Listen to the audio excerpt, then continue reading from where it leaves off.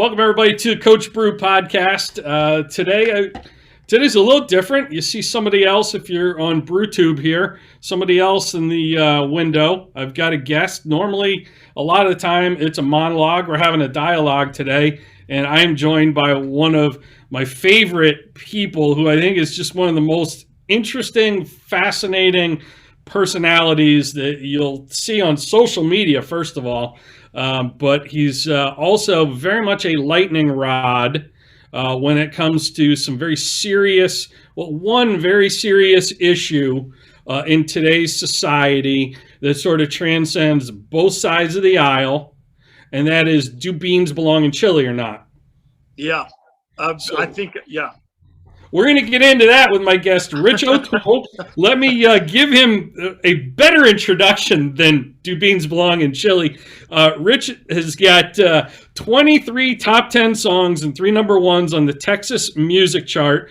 He sold over 125,000 albums. He's got over 15 million Spotify streams over the course of his career. And if you know music at all, you know how hard it is to cultivate that size of a following, particularly with all the different music apps that are out there. The thing that I find so compelling about Rich's music is, and this is my perception, maybe he could fact check it and debunk it, and that might be a good way to start this, Rich, is I feel like your music... and you're a singer-songwriter, you write a lot of your own stuff. It seems very autobiographical to me. Is that accurate? Yeah, for sure. Everything I write is pretty much about me, or a story that's something's happened to me, or like a story. I guess songwriting to me is like somewhat a therapy. I always just try to like get, what's off my chest, or tell a really story of really what's going on with me. So yeah, you're very right. So I'd say it's like 30% fiction though too. I'll tell something about me, and then I'll put an extra, fiction in there just to make it interesting. Yeah, I think authors, songwriters, comedians call it punching up. They'll punch up a story. Yeah. But I think authors and songwriters will take a little creative license with their stories, maybe embellish slightly, but it's all fairly grounded in truth. But you got to. You got to add a little spice to it, right? Yeah, you got to. I mean, there's listeners, and if it's some things are not at all. Some things are totally true, and some things I even hold back. Some things like, well, it's a little too real. I can't really put that in there. But yeah, it's pretty much story of my life. A lot of it is. Absolutely, Rich. Let's just cut right to the chase. This whole "do beans belong in chili" conundrum, which is very polarizing, especially where you live in Texas. Yeah. Because I think correct me if I'm wrong, a lot of Texans do not believe beans belong in chili. I have a theory on this. I want to hear your theory as to why you are you're not buying that, and you're not a bean denier. You are not anti-bean. You're pro-bean. You're not a bean denier. Yeah, it's in Texas, man. I think I've gotten like maybe 3 death threats now total. Like they're pretty serious about it. I've made some enemies. I think it's all in good fun. It's all in good fun. Some people are just, they see, they're cowboys. They really see it as like in Texas, like I'm insulting Texas, but I'm born and raised in Texas. I was born in Houston, Texas. I'm a Texan, but my dad's from Minnesota, and my grandmother put beans in her chili. And when I would go to Minnesota, that's when I first really started eating chili, when I was like 5, 6 years old. And we'd made it at home. We called it grandma's chili, and there was always beans in it. And to me, eating chili without beans, I'm missing that one ingredient. I miss that flavor, because it's like, if you really cook the bean down in the chili, the bean kind of gets really mushy and soft, and it kind of absorbs into the chili, and it gives that extra next level of flavor. So when I eat chili without beans, to me, it just tastes like something you put on a hot dog. I'm like, it just tastes like meat. It's just like meat, like hamburger helper. Right? It's like hamburger. I'm like, oh, this tastes like heartburn, kind of. I mean, it's like, I enjoy this, but the bean like helps absorb some of the grease. To me, it's like, it's just a no-brainer to me. So that's why I was like, all right, I'm gonna stick up for this. But I really opened up this can of worms. Like, I sent this tweet out probably 3 years ago about add beans and chili, and now it's like on an episode of Yellowstone, and it's like, I mean, it's a straight up battle, man. I mean, people are making T-shirts. Awesome. It's like, it is like just totally a thing now. And like, I feel responsible for it, but at least we're arguing about that. I think for Yeah. me, and I know that you're like, an author that writes novels about being positive and changing people's lives and stuff, is like, it gets people, the argument kind of gets people away from talking about politics. Yeah. Like, at least we're fighting about beans and chili and not, abortion and death penalty and governor and all this other bullshit that people are on Twitter just mad about, So to me, I think it's actually a really clever way to get people to stop thinking about life for a second and just kind of argue in a fun way. Until they find out there really are big bean lobbyists in DC for Big Bean, right? Yeah, Big Bean, right? Yeah. So I just got such a kick out of that. I always chuckle at some of the the polarizing opinions that get thrown at you when you tweet about that. Why are we talking about that? Because I think it's fun. But what I really wanted to bring you onto the podcast to talk about is, and it's something that really resonates with me, that I know is part of your backstory. But what's a singer-songwriter doing on a business podcast, a leadership podcast? Well, I think it's pretty simple for people who are listening to this, questioning it. It's that I think there's an old Shakespeare quote: "All the world's a stage, and we are merely performers." Right. And really, like, we're all performers in some way, shape, or form. We've got to be on in our professional lives. And number one, there's a level of stress and anxiety that goes with that. And number two, sometimes it's hard to turn off. Yeah, and for sure. Especially if you're an entrepreneur. And I look at musicians, I look at what you do, is you guys are the ultimate entrepreneurs. You don't produce, you don't perform, you don't eat. You can't pay the rent. And I just think that with that comes a great deal of responsibility and a lot of stress. And I know you've experienced more than your fair share of adversity and have done a wonderful job bouncing back from it each time. Before we jump into the anxiety piece, I just love to have you share with us a little bit about what happened with you right before your album launch in 2017, and your Uber ride that day. I think that was terrible. In general, I kind of white knuckled it my whole life. I've had anxiety since I was a baby. I mean, it's like, I don't remember not having anxiety. My mom had a lot of anxiety. I was talking to a therapist, and they're like, dude, you got this in the womb. Like, your mom had so much anxiety when she was pregnant with you because my mom was a single mom and we were broke. And they were just like, you were born with anxiety, man. And then I got into music, and I did about 1,600 shows before I even ever talked about it. And those are all white knuckling it. Wow. It was times where I was chugging a beer backstage to get my anxiety to go away, or, smoking a little bit of grass or whatever to get my anxiety to go away. And it was like, that just wasn't, I didn't want to do that anymore. And it comes to a point, and as an adult, luckily I don't have kids. I'm a single guy. I can still provide for myself. But I wanted to pull the brakes on the train and just go, look, I want to figure this out so I can go do my job healthy. I was so tired of drinking all the time to get my anxiety down. And when I saw a therapist, they were like, you're not an alcoholic. Like, I don't drink during the week or anything. I don't go out and like get hammered. It was more of a thing where I was using it to cure anxiety, because that's the only thing I knew. I just never had medication. I never took Xanax. I never took anything for it. I just didn't know what it was. I just knew that it was like a major fear. And so if you're listening to this, I mean, this happens anywhere. If you run a bank, if you're a flight attendant, if you're a pilot, if you're doing anything, you're always going to have, if you have anxiety, just stop for a second and get some help. It's kind of like I was playing with a broken leg for 15 years, and I was injecting myself with like a steroid and then playing the football game, versus like stopping and telling the coach, hey, I need some help. I need to fix my leg. The brain is just like any other part of the body. You got to like work on it and fix it so you can play in this lifetime. And, and we as men, we're always seen as weak. We're always like, oh, he has anxiety, he's weak, or he can't close a business deal because he's a mental midget or something, And that's just not the case. I think that my whole thing about coming out with my anxiety was to let people know, like, I'm a really strong, dude, and like have a lot of cool stuff going on. And if I can say it and I can talk about it, so can you. And that's kind of why I did it. You know, I should have kept it quiet and just went and saw a therapist and fixed it. But I was like, no, I want people to know that it's okay to talk about. It's okay to have. Everyone has a mental thing. It's just like a muscle in your body. If you've ever strained your calf or your forearm or whatever, your brain's the same way. You're going to strain it, and you just need to take a couple weeks to heal it, and then get back out there. You know, do your job.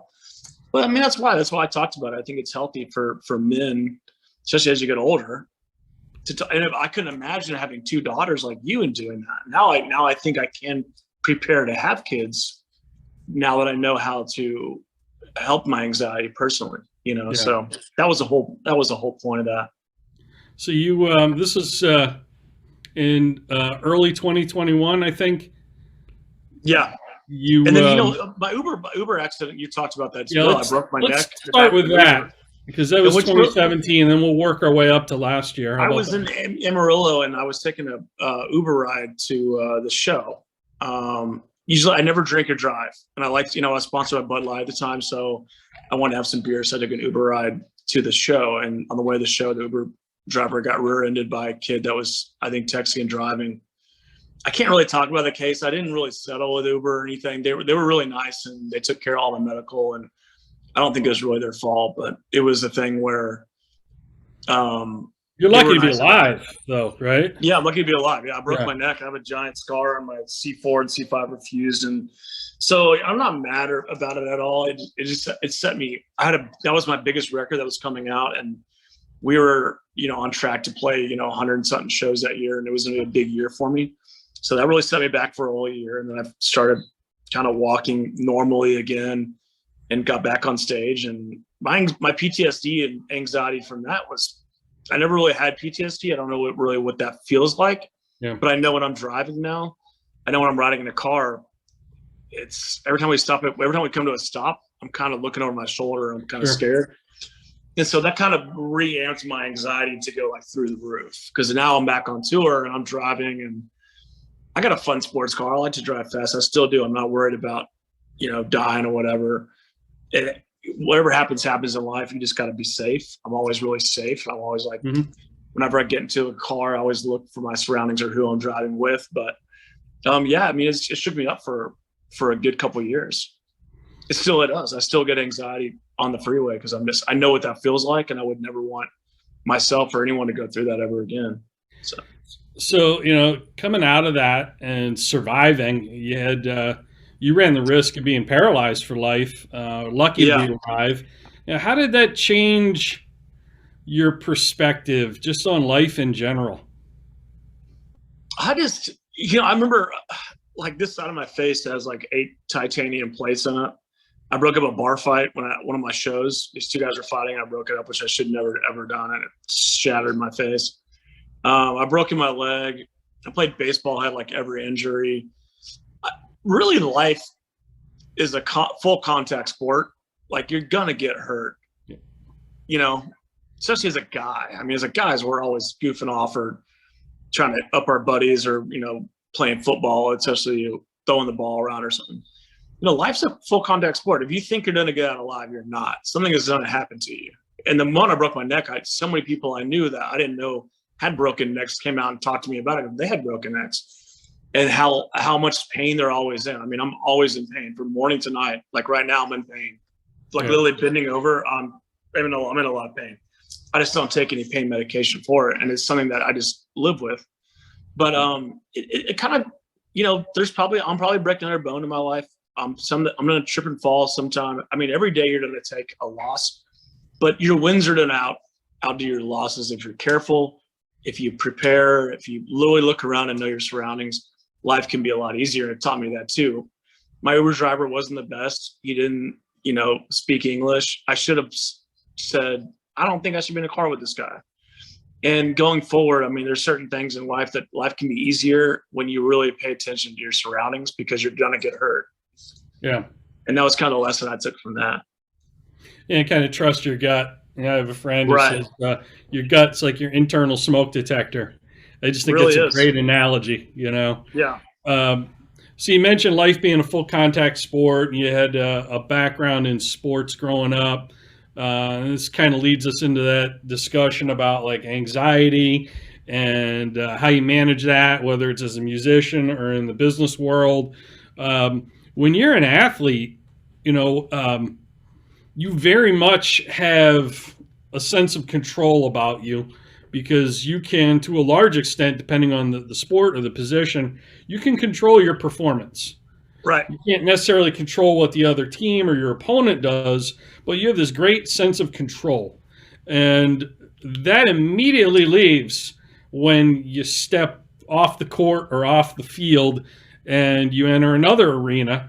You know, you have so much less control of all these variables, you know, in the business world or in the entertainment world. In your case, when you're on stage, how does that's kind of like a double-edged sword. You have that great experience as an athlete because you're in the spotlight and under the bright lights, but at the same time, you have far less control over everything, you know, post-athletic career. I think, you know, as a pitcher, like I loved pitching. I never, ever really lost, maybe a couple times in my career. I was going to play college ball. I was always in control. And I was kind of mean as a pitcher because like if you came up to bat and you were crowding the plate, I put one right past your chest, you know. I throw right inside and back you off. And I was a good pitcher because I had a lot of control with batters.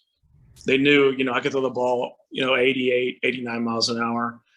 And so when I got out of baseball and got into music that's totally opposite than that. When I'm on stage and there's a drunk guy in the audience just yapping to his girlfriend really loud and he's just over talking my set, I can't sit there and go, hey, stop talking, kick this guy out. I mean, I can, but that's aggressive. That's not part of the sport. My thing is now to be an intimate songwriter and engage my crowd in a very positive manner. So that's not the thing everybody else is paying to see.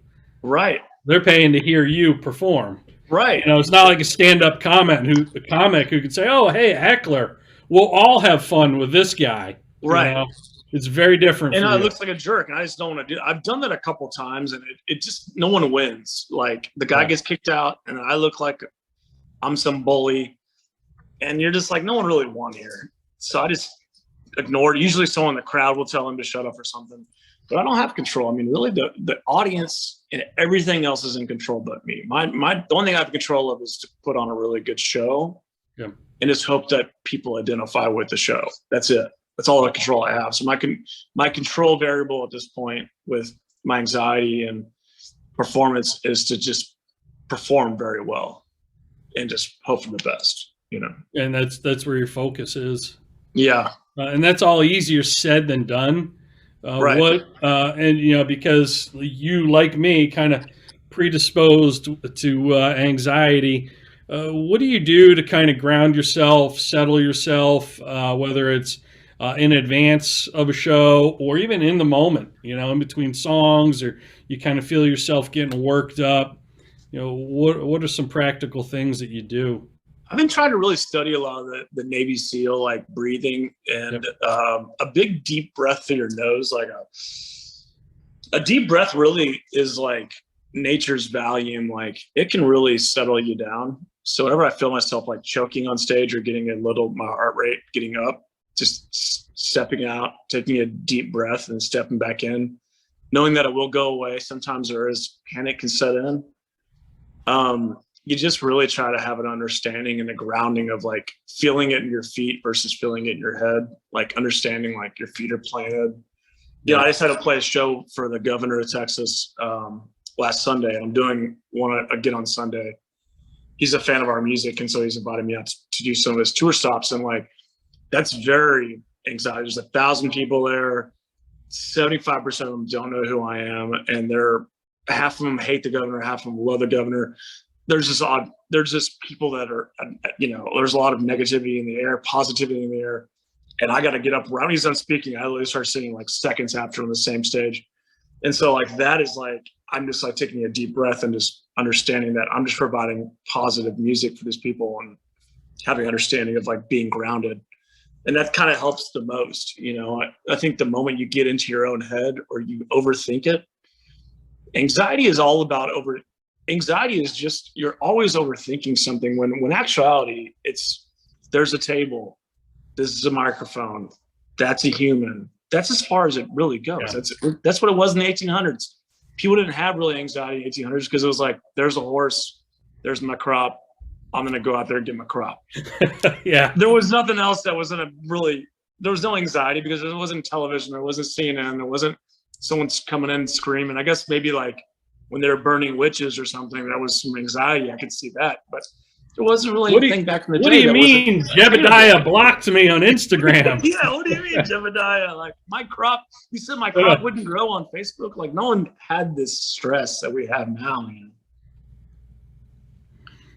How do you, speaking of social media, you keep things light with the beans and chili, and I know you're a foodie, and you love to post about different places you're eating or things you're cooking. Like, I think today you're roasting a chicken at home. Yeah. What, as a musician, you have a new release, or you know, after a show, how do you kind of use a mental filter, I guess, with social media posts, and, you know, whether you're tagged in a post or you're trending on Google, whatever it is, to you know, sort of not let the critics, so to speak, whether it's a freelance critic or an actual music critic, kind of get to you, you know? Self-awareness, or like to make fun of yourself. I mean, it's one of those things where like today was like an hour ago, a great example. Someone on Twitter called me Dick O'Toole, and I wrote on there, I said, yeah, I should have gone into porn. Like, it's funny. You know, I make fun of my name because Rich O'Toole's a funny name. I embrace like all aspects of it. I really don't get a lot of hate anymore because people know I'm so witty. Before, I used to fight back bullies on social media, and I realized it's just not, it's not worth it, and it's not worth their time, and you're actually, they're winning by getting their attention. So that's why I turned to a lot of like food and positivity, and talking about anxiety and just helping people on social media and having a positive attitude, because I was always winning. I never took a loss on social media. And I will make an example out of someone like really comes at me and just like, hey, your music sucks, bro. I'll write on there, thanks, man. I hope you have a great day. You know, like it's one of those things where it just, and then the guy will DM me and go, I was out of line. I'm sorry, man. I actually checked out your music. It's pretty good. I was just jealous. Me and my wife are fighting or something. I always get these haters that will come back afterwards and just tell me that they were having a bad day. And I said, oh, it's okay, man. You know, I totally get it, you know? Yeah. And that's the best way to handle social media and handle bullies is just to show up to the fight, but just show up with like a hug, you know, say, hey, I'm sorry that you're going through this. You know? And how about like actual music critics, members of the media, and things like that, when, you know, you're releasing something that you poured your heart into, you wrote almost all of it. Like, this is like your work of art that you're releasing to the public. Right. And it's like, as soon as the pitcher lets go of the ball, you know, it's out there. It's out there. It's either going to get hit or not hit. And the reason I wanted to ask you that is I just think that is so, you know, this transcends all industries. Everyone, you know, when they put themselves out there in any way, shape, or form, can, you know, have that sense of anxiety about it. And that is at all levels. I don't know if you've seen that Bon Jovi documentary, When We Were Beautiful. Yeah, I like that documentary, actually. So do you remember when they had just sold out like the largest venues in the world, and, you know, they went on their world tour, and they just had like back-to-back nights in Japan or somewhere. Yeah. It was the largest stadium in the world, and they'd sold it out. He needed Advil or something. I remember like Advil being a big thing. Yeah. And like John Bon Jovi's backstage in the green room, like really anxious and sweating and nervous. And one of his bandmates, I forget who it was, looks at him. He's like, "What's the matter, man? We're having fun. It's a sold out crowd." And he had mentioned that this one particular music critic was there. Yeah. Like, I'm just worried about what this guy's going to write after tonight. He's like, this is our last tour stop. We've sold everything out. Like, we've set records, and you're worried about this one guy and what he might write in a newspaper that most people won't read? Yeah. And he just looked at him. He's like, it's probably yeah. why Bon Jovi is successful as he is, because of attention to detail. Most people that don't think like him probably never got as far as he did. B, I totally understand that. I think that at the end of the day, the best thing you can do is this preparation. That there's times where I'm not prepared for my show, and the show was just okay, and a critic said it was just okay, and I'm like, yeah, he nailed it, man. We weren't prepared. You know, me and the band didn't rehearse, you know, really the week before, or I was kind of sloppy on some of the notes. But the best thing to do that is like to understand your brand. Like, to me, it's like, I don't think I sound like anybody else. I think Rich O'Toole's music sounds like just like Rich O'Toole. Yeah. I don't know how to describe it. I don't sound like anybody. So like when a critic doesn't like it, I totally understand. You know, and 7 out of 10 times people love it. They really do. They're just like, yeah, I'm a big Rich O'Toole fan. And there's 30% that just don't get it or don't like it, or it's too different for them. Or they don't like my voice or that. And, you know, there's some things, like you say, the variables of control, it's really not in my control. Yeah. As long as I'm prepared and I put on a great show that I think I put on a good show, and I write the best song. Like, I was supposed to upload the new single last week, and I really was just kind of lazy. I didn't feel like doing it because it's kind of a pain in the ass. I had to send it to Apple Music and Spotify, and I fill all this shit. And I just listened to it like an hour ago for this podcast, and I noticed the snare drum was a little too loud. And I called the producer and said, tonight I need the snare drum turned down to dB, because thank God I did. My ears are fresh. I haven't listened to music in over a week.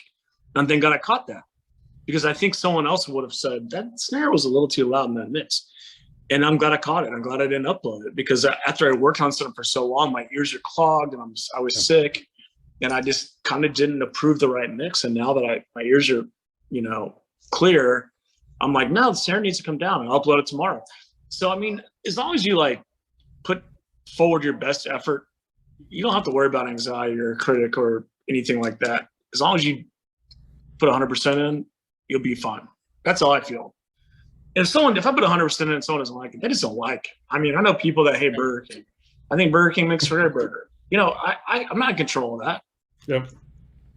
That's just what it is. So, I should say Whataburger, being in Texas, because I talk about Whataburger all the time. But, you know, I'm not in control of what someone doesn't like if I know that I put in the best effort. Sorry, I'm talking too much, but you know what I mean. No, I totally get what you're saying. I just I think a lot of people, especially today, with social media, get caught up in that comparison game, and they compare themselves to someone else, and how their message is received versus a competitor, whether it's a product, service, music, whatever it might be, as opposed to I always refer to it as like there's a big difference between their best, the best, and your best.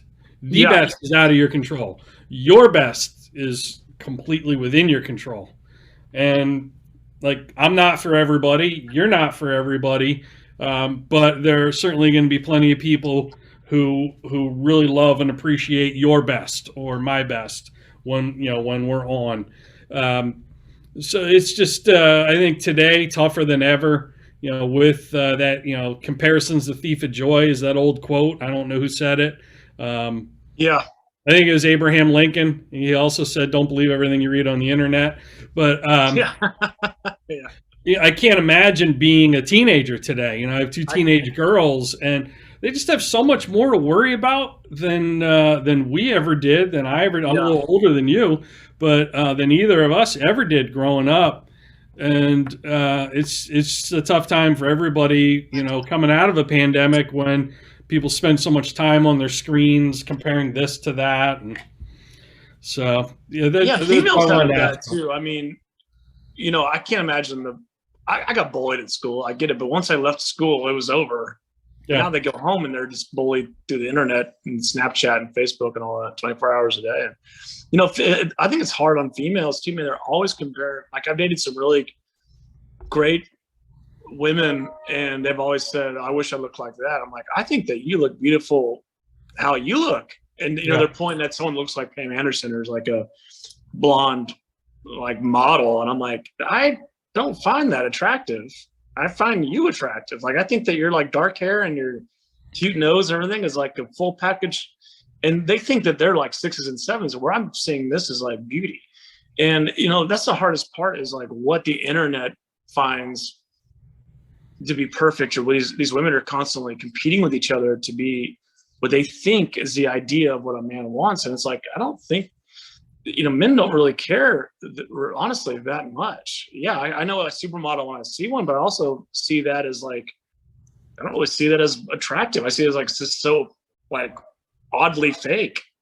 So like, I think it's really tough on women these days. It really is, And the not to get like too political or into like discrimination in the workplace, but a lot of women feel like they have to be perfect because they've got to work so much harder to get ahead. Right. And yeah, so I totally understand that. You're a really smart guy, Rich.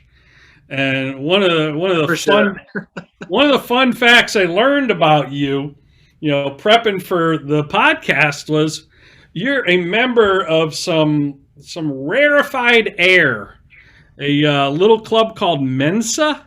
Yeah, I have my Mensa card.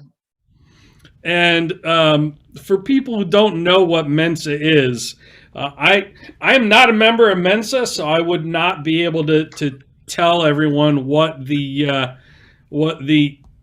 standards for entry are. Tell us a little bit about that, and just sort of how you got into music. When I was in high school, I was making all C's because I never even took the homework home. I just took all the tests blind. And I just played baseball. I didn't care. But so my mom was like, I wonder if he has a learning disability. So I think I was 15. I took an IQ test, and the lady was like, this is one of the highest IQs he's ever had. We want to apply for him to be in Mensa. And I applied and got my card, and I renew it every year just because it's cool to have. And like, yeah, if I ever did anything outside of music, I could go. I think a company would hire me to like help do something. I don't know. I don't let it go to the wayside because it's a cool club to be in. Most people younger than me don't know what that is. Like, you ask someone in their 20s what Mensa is, they don't care. And I never say anything. I think the record label put in an article one time, and then it was put on Wikipedia, and some people like kind of know. But it does cause problems too. I don't say a lot because this happened to me twice now, where I was at a dinner party last year and someone brought that up, and some guy was at the table was really upset. He's like, "Oh, you think you're better than me? You think you're smarter than me?" I'm like, No. Mensa, like, my brain works really fast. Like, that's probably why I have a lot of anxiety. It's probably why I have depression. It's not really it's a blessing and a curse. Yeah. My brain just works and sees things differently than probably your brain does. It doesn't mean that you could probably do calculus faster. I don't know. So I don't really say anything to anybody about it, but it's cool. It's cool to be in the club, and you're in there with Einstein and other people like that, and it's kind of cool. But it is what it is, and so it's cool. I don't know. It's hard to talk about because it's like I don't want to brag about it, but it's like.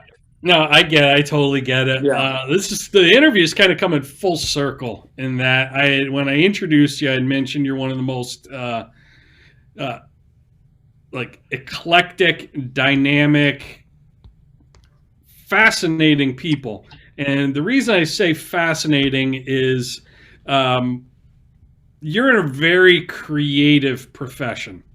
Right, very much. Yet at the same time, you're a Mensa member, and fun fact, Rich O'Toole has developed iPhone apps. Yeah. So you've got sort of like creatives are very right brain. Right. And you think of like people who are in the tech space or app developers or people who work with computers and technology tend to be very logical and left brain. How exactly would you classify yourself? Are you more left brain or right brain? And how does one go from writing songs and performing on stage one day to deciding to develop an iPhone app or two? Yeah, I think that like I'm definitely right. I mean, definitely artistic, like right brain. It's more of a thing where I just see ideas and then I get people to help me like make that. So like I couldn't go in there and code. I'm very artistic brain, but I will team up with someone that knows how to do that and give them the whole idea. and started. So like with Texmoji, we sold like 71,000 units. So like overnight, we were in Time Magazine, and we beat out Ellen's app for like 3 weeks, and we made a shit ton of money in like the first like couple of weeks. It was fun. So for people who don't know what Texmoji is, explain that, please. It's like we were the first people to like really make emojis all based out of Texas. So like the Texas flag, the cowboy boots. Apple didn't have any of those, so we made our own, where every Texan was like sending these back and forth. And eventually Apple came out with like cowboy boots and stuff like that. So people stopped downloading our app. And eventually now we only sell like, 200-300 a month. It's something like no one's getting rich or anything anymore. Now were Texmojis bigger than regular emojis because at first everything's bigger in Texas? The regular size. You just couldn't use them on social media. There's actually an emoji like conference, and they have to like Apple works with them, and they can only like there's the only emoji like coding that can actually work on social media. So ours wouldn't work on social media. So there's a lot of negative feedback. It's like, why can't I use it on social media? Why can't? It's like there's an alliance, like they will only let this one certain emojis work on social media, and ours couldn't. So we had a lot of backlash on that, and there's nothing we could do about that. I mean, people still loved them. It was, we still got, Casey Musgraves and people to retweet about it and stuff. But it was hard. But I was, I started clothing lines and sold them. I've seen things that like need to happen. I've had $1 million ideas where they're just so far advanced. I couldn't like convince someone to do it. But I'll see an idea and I'll go, all right, well, I should have done, let's do this because this is what the world needs.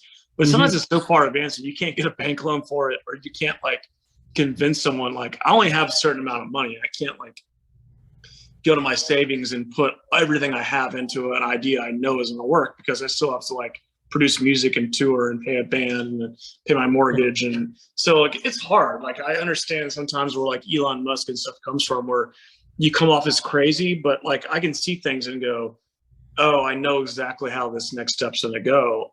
And that's one thing I am blessed with. I will say that I've used my brain to do is like, I know what's gonna happen next, kind of. And now I can see it and go, all right, well, this part needs to happen here. Let's just invent that, because that's where it's going. But it's hard to put all that together. I mean, you have to dedicate your life to something like Tesla or, a certain component in a type of technology, because it's so much convincing to sit down with people that are not right brand or creative and convince them that this is a real thing is the hardest thing to do in the world, because they don't see it. It's like it's a real thing, and they should invest money in it. Right. It's like a steak didn't. If a cow didn't exist and like a steak didn't exist, for me to tell you that like, hey, there's this food that tastes amazing, and you'd be like, I don't know that. I've never seen it. I've never tasted it. You're like, no, it's coming. I swear. Like this cow is gonna come. We're gonna chop it up and we're gonna eat it, and it's gonna be amazing. And like they'll sell it in every restaurant. You'd be like, that sounds cool, Rich, but I got to be able to see it and taste it. You're like, all right, I'm out. It's the three vegans that listen to this are like, oh no. No, that's a bad example. It is interesting. Like, so you're very forward thinking in that regard, and then you just find the right people to put in place to kind of, you'll move the idea 80 yards, and you'll find the right people to take the other 20 across the goal line. Yeah, and some people that do coding for me, they don't think the way I think. I mean, I honestly think that they're not that smart. I mean, they're so smart. They're smarter than I am, because if you put them in front of a computer, they can sit there and like code a whole video game. Mm-hmm. But if I took them to a basketball game, they would have no idea what's going on. They don't understand how to smoke a chicken. They have no idea how a stove works. But their mind, like they know everything about a computer. So it's like everyone's brain works so different that it's really no comparison to any. You should never compare yourself to anybody, because everyone's brain and every human is totally different. One thing about human beings is we are so different. Like, stop comparing people to everybody else. It's night and day. People are different. Some humans are totally different than other humans. They should never come in contact with each other. And that's why you have conflict, and that's why you have these riots and stuff, is these people should have never met. Some people think differently than they do. And that's okay. And you have to have an understanding of that. So speaking of that, with your songwriting, people having differences and conflict, and like today, everything's so polarizing. Um, I listen to your music, and you have a very subtle way of addressing these things in your Yeah. songwriting that really kind of toes the line and doesn't, skew to one side of the aisle or the other, but really to both. One song comes to mind, "Robbing Peter to Pay Paul." Yeah, listen, Peter and Paul no one really knew where I stood. Was I for Trump or against Trump? So And I never said it, and I never really told Yeah. anybody.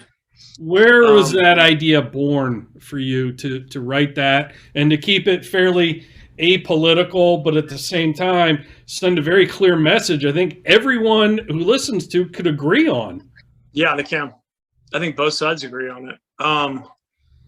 I think just the political climate of 2019. This is before the pandemic. I thought Trump had a lot of good ideas, and I also thought he went about them the wrong way.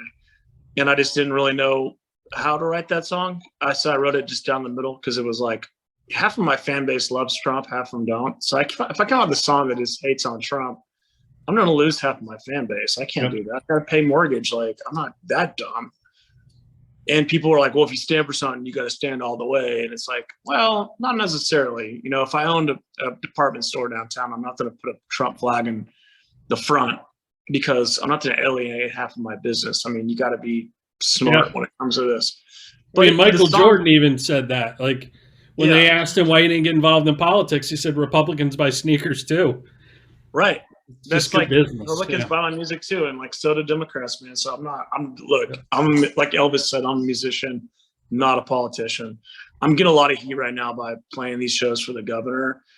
But I like Greg Abbott. I knew him before he was actually a governor, man. He was Secretary of State and back in the day, and he'd have me over for dinner, and he's a good guy.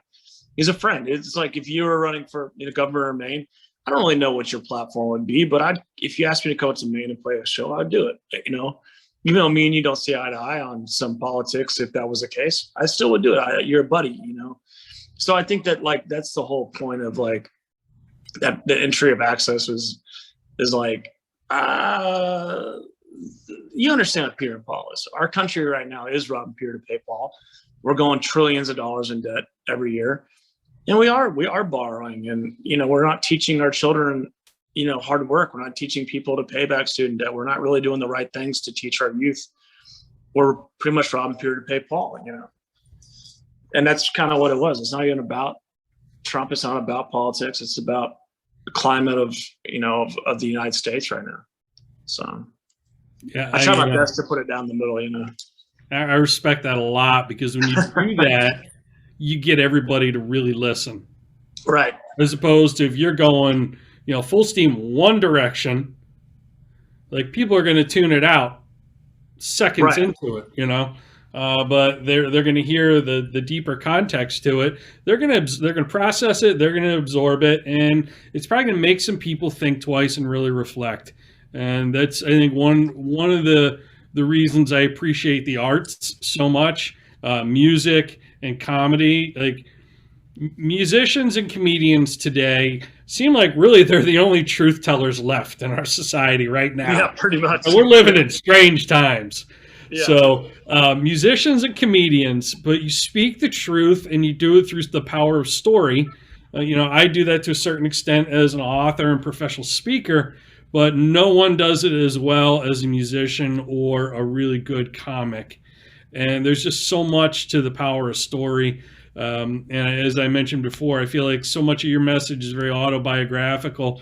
How have you used the power of story, in other areas in your work to really, reach people? And the reason I ask that is, let me preface it with this. I know I'm kind of making a short story long here, is during the pandemic and the lockdown, musicians were no longer performing. Crowds are not gathering to do anything. It's been 22 months since I've had a professional speaking gig. So I know the feeling.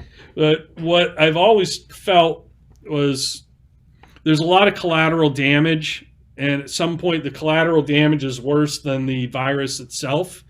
Right. That's my opinion, and I believe music and like the arts have such a great power to heal that I almost feel like there should have been live music brought back sooner, because that's something that heals people, Yeah, whether for it's sure. anxiety, depression, or just the ability to gather again and do that.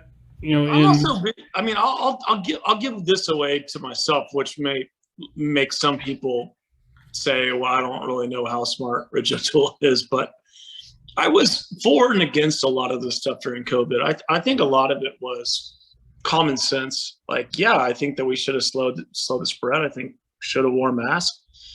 But after a certain amount of time, when it wasn't working, we should have gone into a certain other thing too. I think there's a lot of it is young and healthy. Like, I think, the common sense was if you're really young or if you're really old, stay inside. You be really careful and you wear a mask everywhere.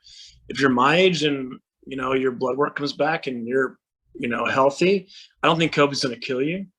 I think that like life's got to go on and you got to go out there and like work to help the economy. You can't just shut everything down. I don't think we used a lot of common sense on this. I think that it was just all over the place. No one really had the facts. People were just not really looking, going, well, that doesn't really make a lot of sense, but the government's telling me to do it. We were somewhat sheep. Sometimes we weren't. I just didn't really know where to stand on it. And I think, it did lack, and people did want to go to concerts. And I think that like I didn't think Travis Tritt was wrong. I don't think Jason Isbell was wrong, but they were on two polar opposites of it. They were like, you had to be vaxxed, you had to wear a mask, you got to follow these rules, come to my show. Or Travis Tritt's like, look, man, if you want to come to my show, come to my show. And if you want to take that risk to be sick, that's just your risk to take. I'm taking the risk by showing up as well. And, people have to pay mortgage. People have to, provide for their families. And, people are going to get sick, and you got to do your best to help the elderly not get sick. Or if you're, hugely overweight, I would not go in public either. There's a lot of things that no one really talked about anymore, because I think we're so cautious about not hurting people's feelings.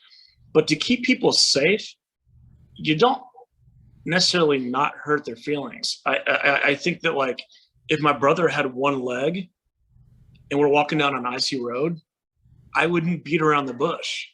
Yeah. I go, bro, you got one leg. This is probably not the best road to walk down. And you're like, oh, how dare you insult me by telling me that I have one leg? I'd be like, I'm just telling you this to help you out.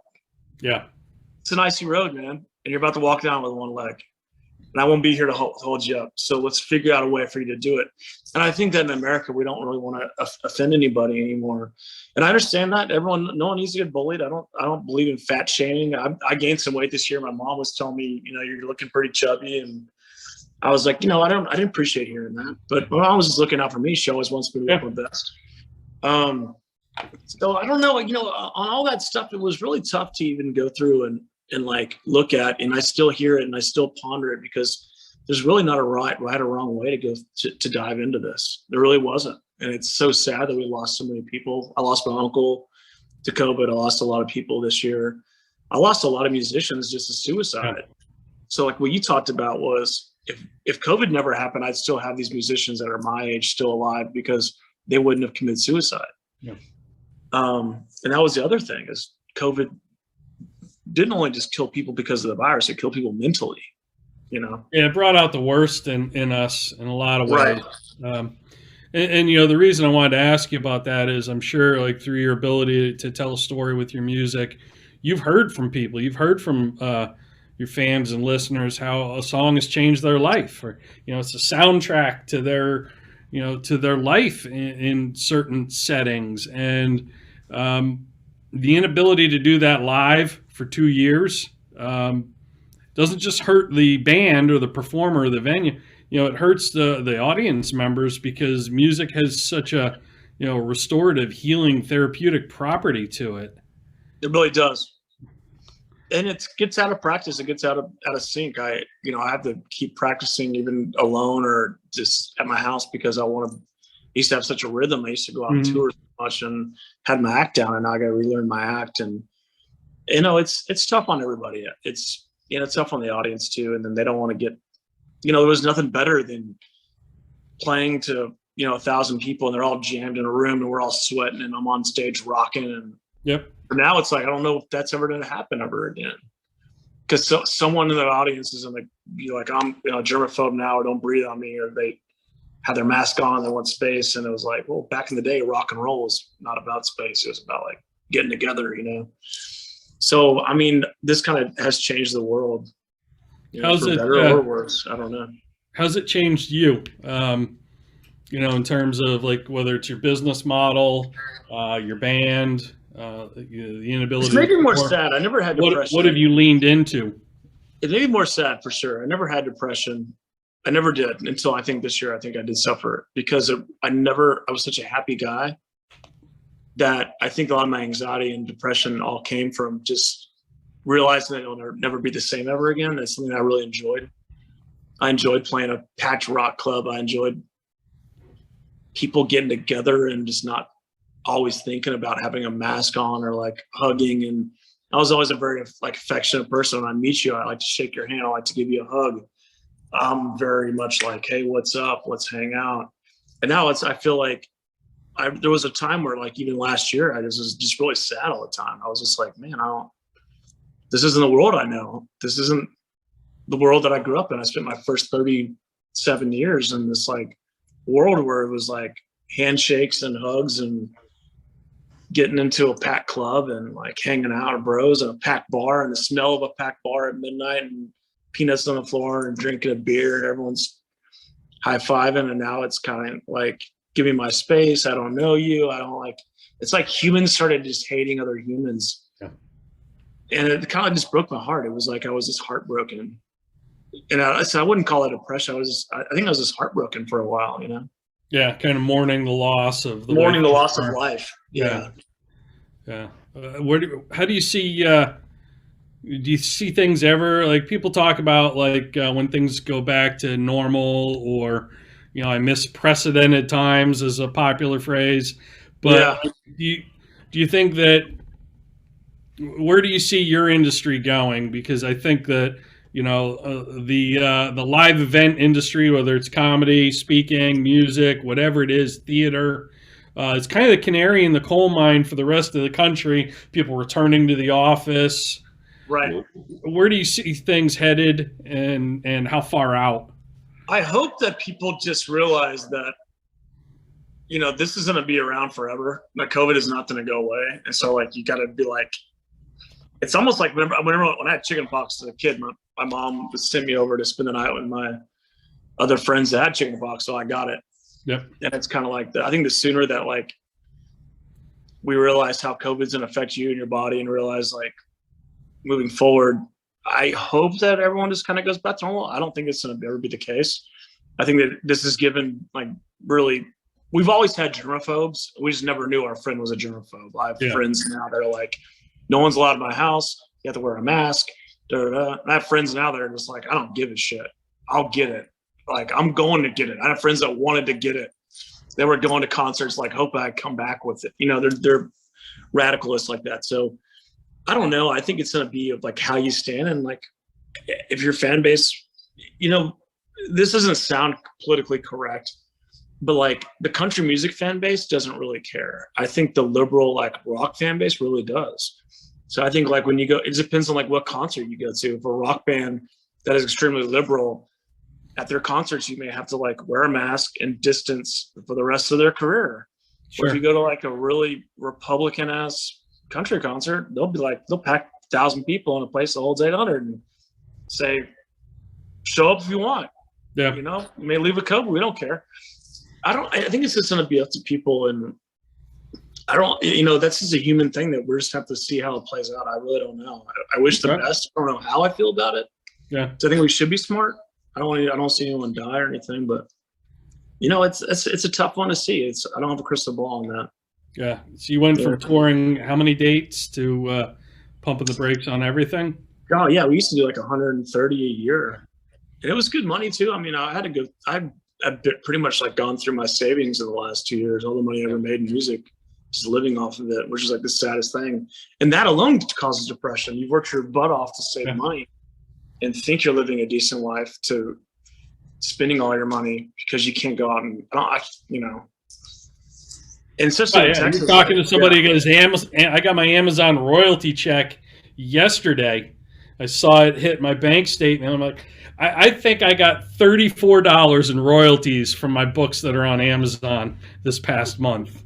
Yeah. Like, versus being out on the road. So I totally get it. I want to encourage everybody. My Spotify checks are low, and it's like tough, man. You know. So yeah. I want to encourage everybody to go out and get some of your music, and it's richotoole.com, and that is spelled Rich O'Toole with an E at the end.com. And where is the most economically advantageous place for people to purchase your music? Because I can tell you the worst place for me, for someone to buy one of my books, is absolutely Amazon. Go to my website. So you tell me where people ought to purchase your music. Well, Rich. No one has CDs anymore. I would say you can go to our website and buy a CD, but no one has a CD player anymore. They stopped putting them in cars in 2016. So, like, if you're whatever you have, just stream it. Like if you have Apple Music, just play my records on there. If you have that Spotify, play it. If you have Amazon, whatever. I mean, the real moral of that story is they're screwing artists so bad. I used to go on, like you, on the road. I would sell, $1,000 in CDs a night, and now my Spotify check's like $300 a month, and it's like, dude, totally getting ripped on this. And we only make $1 for every 300 streams. So I mean, when I have a song that is streamed 1 million times, we have, I think, 5 or 6 that have hit the $1.5 million mark. That only brings in maybe $6,000 in income, and it costs $6,000 to record the song. Yeah. So I break even at 1.5 million streams, which is insane. That I would have never thought in my career that 1.5 million people would listen to one of my songs. In the 90s, you'd be a millionaire. Yeah. Now it's like a loss leader. Right? Now it's like a loss of money. It's like the industry is. It's like, and the same with you and Amazon and books. Like back in the day, like if you're a very well-selling known author, they had to go to the bookstore and buy it for like $23.99. Yep. And now Amazon's sitting there slanging it because you're competing with other offers. Mm-hmm. It's like, what? I want to make you feel better. I want to make you feel better about your Spotify streams. How much worse would the royalty rate be if a stream of your song was prorated based on the number of seconds they listened to it before they switched it, turned it off, or skipped it? I don't know. I don't even know that question. Because that is what happens to me on Amazon with Kindle downloads. Oh, God. Unless you are a... like if someone doesn't read the whole book, you don't get credit for it? If you're an independent author, fun fact, if you're an independent author, and this usually makes all my music friends feel better, Amazon pays you a prorated royalty based on the number of pages that your buyer turns on their Kindle device. I think if you turn past the first page, you own the book. Like it should be, it's a prorated royalty, but it's crazy. Like Big Brother is watching you turn pages on your Kindle. Oh, that's terrible, man. Doesn't that make you feel so much better about your life, Rich? Yeah, but I think with music it's the same way. I think you have to get past like a minute 30 to get the stream. Really? Yeah. I don't really know. I tried. I don't really know. That's a good question. I need to research that. And the thing is I need Spotify because every kid's on there, and I'm trying to sell concert tickets. That's where I make 85% of my money now, is going on tour. So like I need to be on Spotify. I wish I could take it and just sell them vinyl records on my website, but no one's going to take vinyl records and to a party and say, hey, check out this. It's all on their iPhone. So I need these necessary evils. That's terrible. I feel like if I go past page 1 on your book, then you own it. It's $10.99 or whatever, or $29. One of the smartest things I've seen is I don't know if you know Aaron Watts, and you must know Aaron, right? Yeah. So Aaron's a friend. One of the smartest things I've seen is, this is a bunch of years ago, Aaron would tell everybody at his concerts, if you stop by the merch table, I have a free CD for you. You just got to come by, give me a hug. I'll sign it and give it to you. And then when you got there, He had his merch guy there with a clipboard. All you had to do is give him your email address, and he would give you a free CD. Yeah. I asked him, like, what's the story there, Aaron? He's like, CD cost me a few cents to make. I mean, Yeah. maybe like $1 in total. But if I had those email addresses, at each tour stop, they get logged in the computer. Here's everybody from Boston. Here's everybody from Atlanta and Dallas and wherever. Now I can market, my shows to them via email. So it really is absolutely a great loss leader for him, because he's in the business of, building that fan database to market the live show to them. I kind of miss that. I used to do that when we started out with CDs. I would give out. I remember opening up for Aaron Watson a bunch of times, and there's 1,000 people there. I'd bring 500 CDs, and I would give everyone a physical copy. Now I'd walk around in the front row, second row, third row. Everyone got Rich O'Toole CD, and that's kind of how we blew up quick. Because the other bands were like, "Stop giving your CDs away." It's like, dude, I just want them to leave with a product, because they're not going to remember me. They remember the show, and they're like, "Who was that? Yeah, it was pretty good." When you're walking out of the CD, you're to put your CD player, and we always got them to come back. We would double our audience like that overnight. And digitally, you can't do that. It's hard to like walk around and be like, follow us on Spotify or have cards, and then they just throw it away. Yeah, here's a QR code on a card that you find on the floor in the venue. Ends up in the bottom of some girl's purse, and you can't put that in your CD player. So, but yeah, the game's absolutely changed and evolved, and so Spotify is where we want them to go, Rich. Right. Go to Spotify. Right. I think that's the best thing. All the kids are on there, and I think that kind of works out the best. So, where is what's the best way for people to keep in touch with you and follow you? Yeah, tour dates. Go to richotoole.com. Facebook.com/Rich O'Toole Music, Instagram at Rich O'Toole, Twitter at Rich O'Toole, TikTok at the Rich O'Toole. Just everything. It's on anything. Just type in. There's not another Rich O'Toole out there, so it's a funny name, man. Just type it in, it'll pop up. Awesome. It's not like if I was John Smith, I'd be like, all right, you got to go right here. Exactly. Yeah. Excellent. Well, I'm going to sign off on that note. I want to thank you for coming on. Stick around. I want to talk to you after we shut this down here for a minute. Yeah. But again, everybody go to Rich O'Toole. That's O'Toole with an E.com for tour dates. You'll find links to his Spotify and everything else you would want. He is just a fascinating, fun person, and I'm really grateful that, Rich, I'm really grateful that you shared a little bit about your journey with anxiety and some great coping skills, and gave us some excellent perspective. So thank you. Thank you for having me on. I really appreciate it. This was a lot of fun. Great.